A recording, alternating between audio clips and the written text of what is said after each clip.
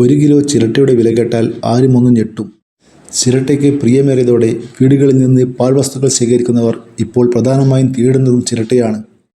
1 kilo ചിരട്ടയ്ക്ക് നാട്ടിൻപുറത്തെ ആക്രിക്കടകളിൽ 20 രൂപ മുതൽ വില ലഭിക്കുന്നുണ്ട്. പാലക്കാട്ട് നിന്നും തമിഴ്നാട്ടിൽ നിന്നുമെത്തുന്ന മൊത്തക്കച്ചവടക്കാരാണ് ഇത് സംഭരിച്ച് കൊണ്ടുപോകുന്നത്. തമിഴ്നാട്ടിൽ ചിരട്ടക്കരി ഉൽപ്പാദിപ്പിക്കുന്ന നിരവധി കമ്പനികളുണ്ട്.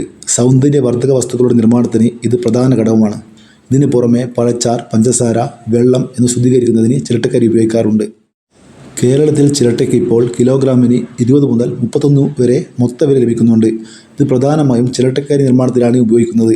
വിദേശ രാജ്യങ്ങളിലേക്കുള്ള കയറ്റുമതിയും ഹോട്ടലുകളിലെ ആവശ്യകതയും കൂടിയതോടെ ചിരട്ടയ്ക്ക് വലിയ ഡിമാൻഡാണുള്ളത്. ചിരട്ടയ്ക്ക് ഇപ്പോൾ മൊത്തവില 20 മുതൽ 31 രൂപ വരെയാണ്. ഓൺലൈനിലുള്ള വില 1 കിലോ ചിരട്ടയ്ക്ക് 150-ന് മുകളിലാണ്. ചിരട്ടക്കരി 1 കിലോയ്ക്ക് 139 മുതൽ 400 രൂപ വരെയാണ്.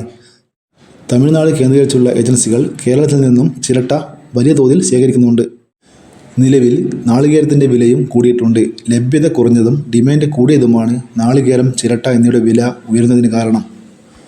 ഇടനിലക്കാർ പ്രാദേശികമായി 18 രൂപ മുതൽ 22 രൂപ വരെ നൽകി 1 കിലോ ചിരട്ട വാങ്ങി മറിച്ചു വിൽക്കുന്ന പ്രവണതയുണ്ട്. ഇത്തരത്തിൽ 1 കിലോയ്ക്ക് 4 രൂപ മുതൽ 5 രൂപ വരെ ലാഭം അവർക്ക് ലഭിക്കുന്നുണ്ട്. ചിരട്ടയുടെ വില കൂടിയതോടെ ചിരട്ട എടുക്കുന്ന സ്ഥാപനങ്ങളിലേക്ക് കിലോ കണക്കിന് ചിരട്ട എത്തുന്നുണ്ട്. ഇറ്റലി, ജർമ്മനി, ചൈന തുടങ്ങിയ രാജ്യങ്ങളിലേക്കാണ് പ്രധാനമായും ചിരട്ടയുടെ കയറ്റുമതി ഉണ്ടാവുന്നത്. ഇവിടങ്ങളിൽ പ്രധാനമായും കരി ഉണ്ടാക്കി ജലശുദ്ധീകരണം നടത്തുന്നതിന് വേണ്ടിയാണ് പ്രധാനമായും ചിരട്ട ഉപയോഗിക്കുന്നത്. ചിക്കൻ, ബീഫ് തുടങ്ങിയ ഇറച്ചി വിഭവങ്ങളുടെ പാചകത്തിൽ ഗ്രില്ലടിക്കാനും ചിരട്ടക്കരി ഉപയോഗിക്കുന്നുണ്ട്.